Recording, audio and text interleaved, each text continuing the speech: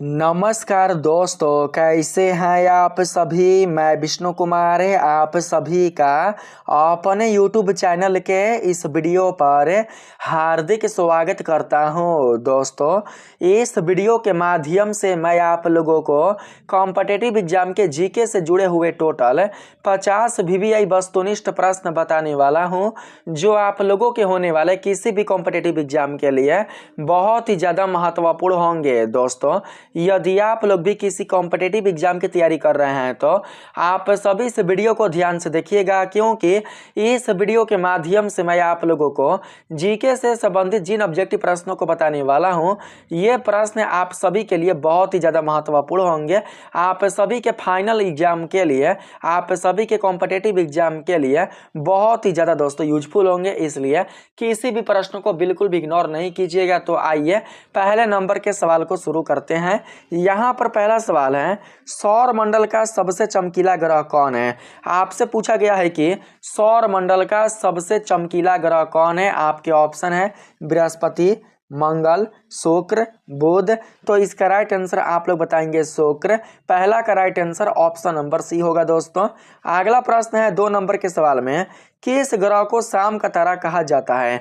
ऐसा कौन सा ग्रह है जिसको शाम का तारा कहा जाता है। तो मैं आप लोगों को बता दूं कि शाम का तारा, भोर का तारा कहा जाता है शुक्र को, यानी कि शुक्र ग्रह को ही शाम का तारा या भोर का तारा या फिर पृथ्वी की भगनी या पृथ्वी की बहन कहा जाता है। पृथ्वी का बहन हो, पृथ्वी की भगनी हो, या सुबह का तारा हो या शाम का तारा हो, वो दोस्तों कहा जाता है शुक्र ग्रह को ही। तो आप लोग यहाँ पर बताएंगे ऑप्शन नंबर बी को। अगला प्रश्न है 3 नंबर के सवाल में, सौर मंडल का सबसे गर्म ग्रह कौन है। तो इसका भी राइट आंसर होगा शुक्र। आप लोग याद रखेंगे दोस्तों कि हमारे सौर मंडल का सबसे जो गर्म ग्रह है उसका नाम है दोस्तों शुक्र। तो correct answer option number C होगा। अगला प्रश्न है 4 नंबर के सवाल में, पृथ्वी के सर्वाधिक निकट कौन सा ग्रह है।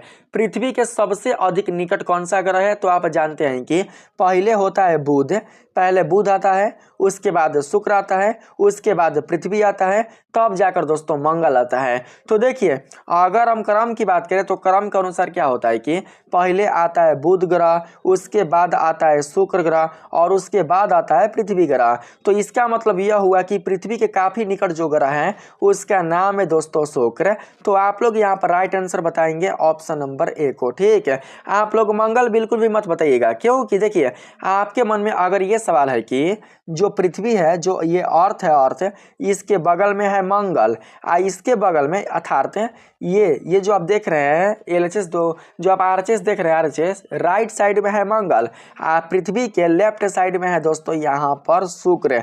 तो यहाँ तो मंगल भी सही हो सकता है, मंगल भी तो राइट हो सकता है, क्योंकि ये भी तो पृथ्वी के बगल में है। तो कहने का मतलब ये हुआ दोस्तों कि जितना निकट बुध है, सॉरी शुक्र, जितना निकट शुक्र है उतना निकट ये मंगल नहीं है। इसलिए आप लोग यहाँ पर राइट आंसर बताएंगे ऑप्शन नंबर किसको, तो ए को। ठीक है, अर्थात पृथ्वी और मंगल की जो दूरी है वो दोस्तों पृथ्वी और शुक्र की दूरी से काफ़ी अधिक है, इसलिए आप लोग शुक्र को ही बताना। और आप लोग ऐसे भी याद रखना कि हम लोग दूरियों को गिनेंगे क्रम के अनुसार, पहले बुध, फिर शुक्र, फिर पृथ्वी, फिर मंगल, फिर बृहस्पति, फिर शनि, तब अरुण, तब वरुण, ऐसे गिनेंगे। ठीक है, चलिए आगे प्रश्न है 5 नंबर में दोस्तों, इनमें से किस ग्रह को भोर का तारा कहा जाता है। तो मैंने बताइए कि आप लोगों को भोर का तारा हो या शाम का तारा हो, वो कहा जाता है शुक्र ग्रह को।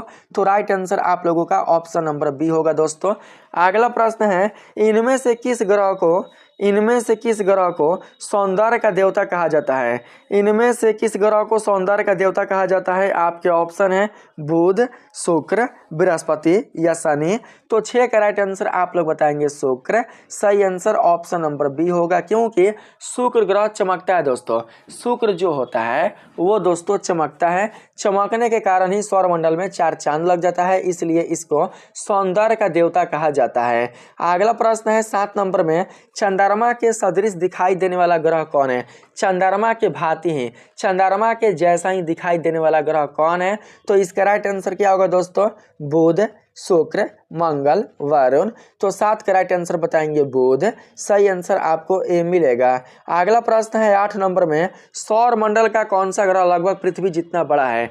इनमें से ऐसा कौन सा ग्रह है जिसका आकार पृथ्वी के जैसा ही है लगभग? तो इसका राइट आंसर क्या होगा? बुध, मंगल, शुक्र या शनि। तो 8 का राइट आंसर बताएंगे आप लोग शुक्र।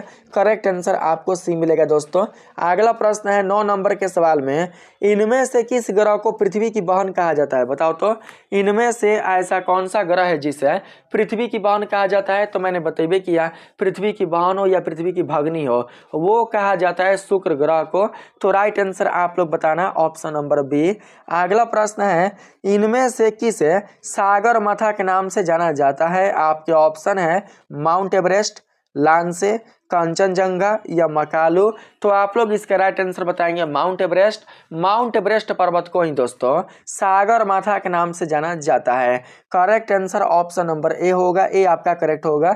अगला प्रश्न है, निम्न में से किस देश को हवाओं का देश कहा जाता है? आपके ऑप्शन है पुर्तगाल, चीन, फ्रांस, डेनमार्क। तो 11 का राइट आंसर बताएंगे दोस्तों डेनमार्क। राइट आंसर मिलेगा ऑप्शन नंबर डी। अगला है, एशियाई विकास बैंक की स्थापना कब की गई थी? तो इसका राइट आंसर क्या मिलेगा? तो आप लोग बताएंगे दोस्तों 19 दिसंबर 1966 को। कब? 19 दिसंबर 1966 ईस्वी को की गई थी। तो राइट आंसर आपको मिलेगा सी। 13 नंबर के सवाल में आते हैं। कहा गया है दोस्तों 13 नंबर के सवाल है, न्यूयॉर्क शहर किस नदी के मुहाने पर स्थित है? आपके ऑप्शन है मिसौरी नदी, थेसा नदी, हडसन नदी या फिर मिसिसिपी नदी। तो 13 का राइट आंसर आप लोग बताएंगे हडसन नदी। सही आंसर आपको सी मिलेगा। अगला प्रश्न है 14 नंबर में, अंतर्राष्ट्रीय सौर गठबंधन का मुख्यालय कहाँ है? अंतर्राष्ट्रीय सौर गठबंधन का मुख्यालय कहाँ है? यहाँ पर फ्रांस होगा, स्विट्जरलैंड होगा, भारत होगा, पाकिस्तान होगा, कहाँ होगा? तो 14 का राइट आंसर बताएंगे दोस्तों भारत के गुरुग्राम में। भारत के गुरुग्राम में दोस्तों अंतर्राष्ट्रीय सौर गठबंधन का मुख्यालय स्थित है, इसलिए राइट आंसर आप लोग सी को बताएंगे। नेक्स्ट है, फ्रांस की अंतिम रानी मैरी एंटोनेट का जन्म किस देश में हुआ था? फ्रांस की जो अंतिम रानी थी जिसका नाम था मैरी एंटोनेट, उनका जन्म कहां पर हुआ था, किस देश में हुआ था? आपके ऑप्शन दिए जा रहे हैं, इटली, यूनान, इंग्लैंड, ऑस्ट्रिया। तो 15 का राइट आंसर आप सभी बताएंगे ऑस्ट्रिया। करेक्ट आंसर आपको डी मिलेगा दोस्तों। अगला प्रश्न है, बिहार केसरी के नाम से किसे जाना जाता है? आपके ऑप्शन है राजेंद्र प्रसाद, राजेंद्र नहीं है राजेश है, यहाँ पर राजेश है दोस्तों, राजेश प्रसाद, श्री कृष्ण सिन्हा, कर्पूरी ठाकुर या लाला लाजपत राय। यहाँ पर लाला होगा, नाला है ना, लाला होगा, टाइपिंग करने में गलत हो गया है, लाला लाजपत राय। सही आंसर क्या मिलेगा? तो देखिए 16 का आप लोग राइट आंसर बताएंगे श्री कृष्ण सिन्हा। बिहार केसरी के नाम से श्री कृष्ण सिन्हा को जाना जाता है। तो आप लोग बी को राइट बताना। अगला प्रश्न है दोस्तों, वर्ली चित्रकला भारत के किस राज्य की लोक चित्रकला है? आपके ऑप्शन है मणिपुर, मिजोरम, कर्नाटक, महाराष्ट्र। तो 17 का राइट आंसर बताएंगे दोस्तों कर्नाटक। आप लोगों का राइट आंसर 17 का ऑप्शन नंबर सी होगा। कर्नाटक का नहीं होगा, महाराष्ट्र का होगा। 17 का राइट आंसर आप लोग डी को बताना ना, महाराष्ट्र आपका राइट होगा। अगला प्रश्न है, इनमें से किसने न्यूट्रॉन की खोज की थी? इनमें से किसने न्यूट्रॉन की खोज की थी? तो आप बताएंगे चैडविक ने। राइट आंसर आपको ए मिलेगा दोस्तों। अगला प्रश्न है 19 नंबर में, सौर प्रणाली की खोज किसने की थी? आपके ऑप्शन है गैलीलियो ने, जे.एल. बेयर्ड ने, कोपरनिकस ने, केपलर ने। सौर प्रणाली की खोज करने वाले कौन थे? तो इसका राइट आंसर आप बताएंगे कोपरनिकस। 19 का right answer option number C होगा दोस्तों। अगला प्रश्न है, सूर्य के चारों ओर घूमने वाले खगोलीय पिंड क्या कहलाते हैं? मैंने इस वीडियो में टोटल एस्ट्रोनॉमी से ही प्रश्न लिया है दोस्तों, ठीक है। आपको 1 से लेकर 50 तक टोटल जो प्रश्न मिलेंगे वो मिलेंगे एस्ट्रोनॉमी से ही संबंधित।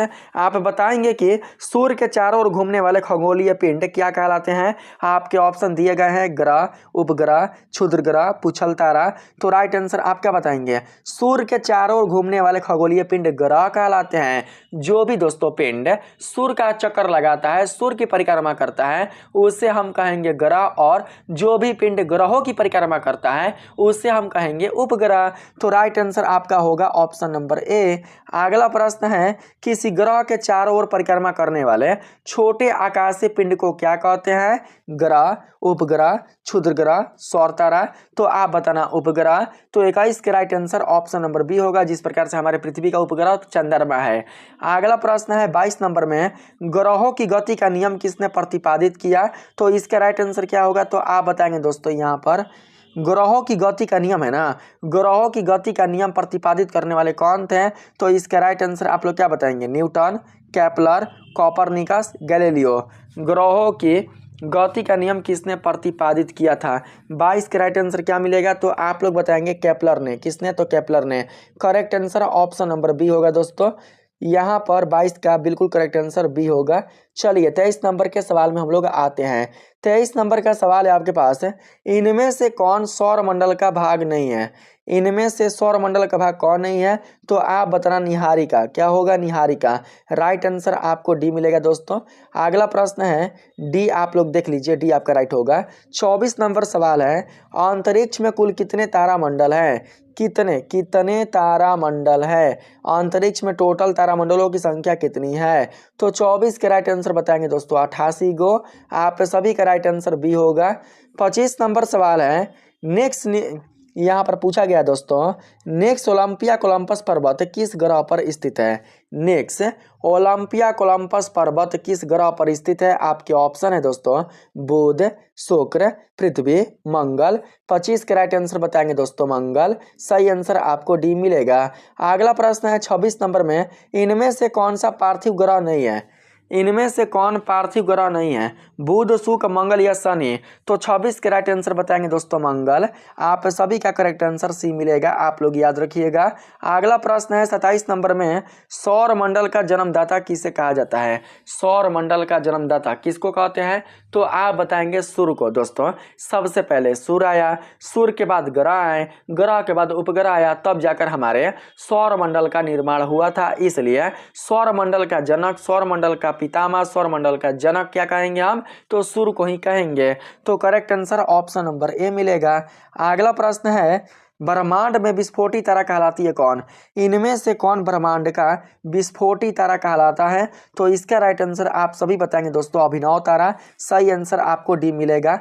अगला प्रश्न है, वैज्ञानिक जिन्होंने सर्वप्रथम खोज की पृथ्वी सूर्य के चारों ओर घूमती है, किस वैज्ञानिक ने सबसे पहले यह खोज किया था कि पृथ्वी सूर्य के चारों ओर घूमती है? तो आप लोग क्या बताएंगे? तो आप बताएंगे दोस्तों यहाँ पर कोपरनिकस। 29 के right answer option number C को बताना। अगला प्रश्न है, सूर्य के मध्य भाग को क्या कहते हैं? सूर्य का मध्य भाग क्या कहलाता है? सूर्य का बीच वाला भाग क्या कहलाता है? आपके ऑप्शन है समताप मंडल, प्रकाश मंडल, वर्ण मंडल, स्थल मंडल। तो 30 का राइट आंसर बताएंगे प्रकाश मंडल। सही आंसर आपको बी मिलेगा। अगला प्रश्न है, सूर्य के ऊपर के भाग को क्या कहते हैं? अधोमंडल, प्रकाश मंडल, वर्ण मंडल, समताप मंडल। तो इसका राइट आंसर बताएंगे वर्ण मंडल। आप सभी का करेक्ट आंसर सी मिलेगा दोस्तों। अगला प्रश्न है 32 नंबर के सवाल में, इसमें पूछा गया है 32 नंबर में, नॉर्वे में अर्धरात्रि के समय सूर्य कब दिखाई देता है? नॉर्वे में अर्धरात्रि के समय सूर्य कब दिखाई देता है? तो 32 के राइट आंसर आप लोग बताएंगे दोस्तों 21 जून को। सही आंसर आपको सी मिलेगा। अगला प्रश्न है 33 नंबर में, एक ग्रह की अपने कक्ष में सूर्य से अधिकतम दूरी को क्या कहा जाता है? तो वो कहा जाता है उपसौर। क्या कहलाता है? उपसौर। एक ग्रह की अपने कक्ष में सूर्य से अधिकतम दूरी क्या कहलाएगी? तो उपसौर कहलाएगी। अगर आपसे पूछेगा दोस्तों कि पृथ्वी का उपसौर क्या होगा, पृथ्वी की उपसौर क्या होगी? तो आप बताएंगे दोस्तों पृथ्वी का उपसौर कहने का मतलब आपसे पूछा जा रहा है पृथ्वी और सूर्य के बीच की दूरी। ठीक है, आपसे पृथ्वी और सूर्य के बीच की दूरी पूछा जा रहा है। अगर आपसे प्रश्न करेगा कि पृथ्वी का उपसौर कितना है, तो आप बताएंगे 14,96,95,900 किलोमीटर। यानी कि सूर्य से पृथ्वी के बीच की जो दूरी है उसे हम लोग बता देंगे मापन करके ना। चलिए मापन आप लोग याद कर लेंगे, मापन याद करते रहिएगा। जितने भी ग्रह हैं उनका आप लोग मापन सूर्य से दूरी के अनुसार कर लीजिएगा।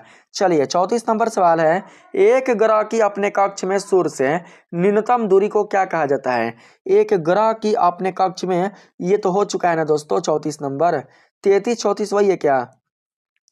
33 34 वही यहाँ पर एक सेकेंड, यहाँ पर पूछा है कि एक ग्रह की अपने कक्ष में सूर्य से अधिकतम दूरी को क्या कहा जाता है? सूर्य से अधिकतम दूरी, तो अधिकतम का हो जाएगा ऑप्सौर, अधिकतम यानी कि अधिक से अधिक है, इसका होगा ऑप्सौर, इसका दोस्तों हो जाएगा उपसौर ना। इसमें न्यूनतम है, देख सकते हैं न्यूनतम है। एक ग्रह की अपने कक्ष में सूर्य से न्यूनतम दूरी को क्या कहा जाता है? तो आप बताएंगे उपसौर। राइट आंसर आपको ए मिलेगा। नेक्स्ट प्रश्न है, इनमें से किन के बीच की औसत दूरी को खगोलीय एकक कहा जाता है? तो आप लोग क्या बताएंगे? पृथ्वी और सूर्य, पृथ्वी तथा चंद्रमा, बृहस्पति तथा सूर्य, या प्लेटो और सूर्य? तो 35 के राइट आंसर आप बताएंगे पृथ्वी और सूर्य। सही आंसर आपको ए मिलेगा दोस्तों। अगला प्रश्न है, मध्य रात्रि के सूर्य किस क्षेत्र में दिखाई देता है? मध्य रात्रि, बीच रात्रि का सूर्य किस क्षेत्र में दिखाई देता है? मध्य रात्रि में। तो आप लोग क्या बताएंगे? 36 का आप बताना आर्कटिक क्षेत्र में। किस क्षेत्र में? तो आर्कटिक क्षेत्र में दिखाई देता है। आप सभी का right answer option number C होगा दोस्तों। अगला प्रश्न है, रंगोली भारत के किस क्षेत्र की प्रमुख कला शैली है? रंगोली भारत के किस क्षेत्र की इनमें से प्रमुख कला शैली है?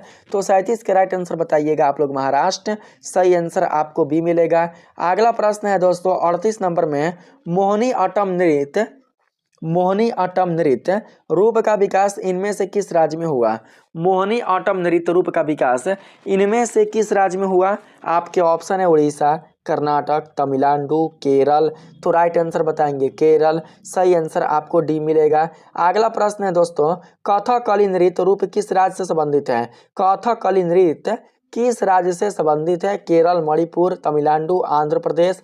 तो 39 के राइट आंसर बताएंगे आप लोग बाबू यहाँ पर केरल। आप लोगों का राइट आंसर केरल होगा। अगला प्रश्न है 40 नंबर में, कुचिपुड़ी किस राज्य की नृत्य शैली है?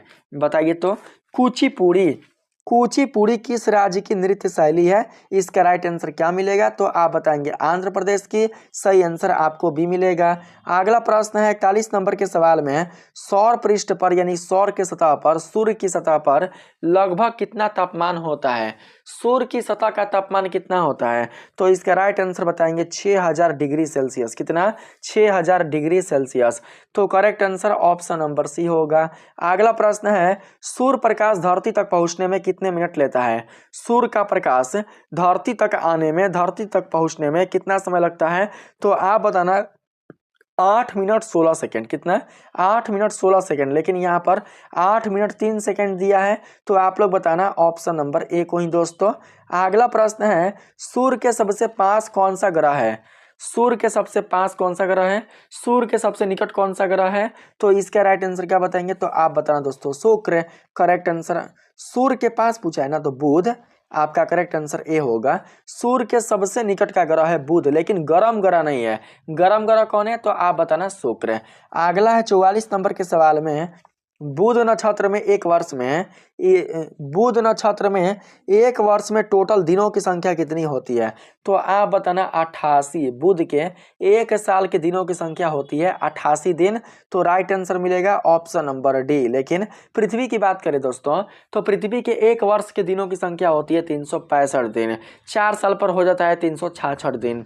अगला प्रश्न है 45 नंबर में, पूछा गया है, किस ग्रह में चंद्रमा की तरह कलाएं होती हैं?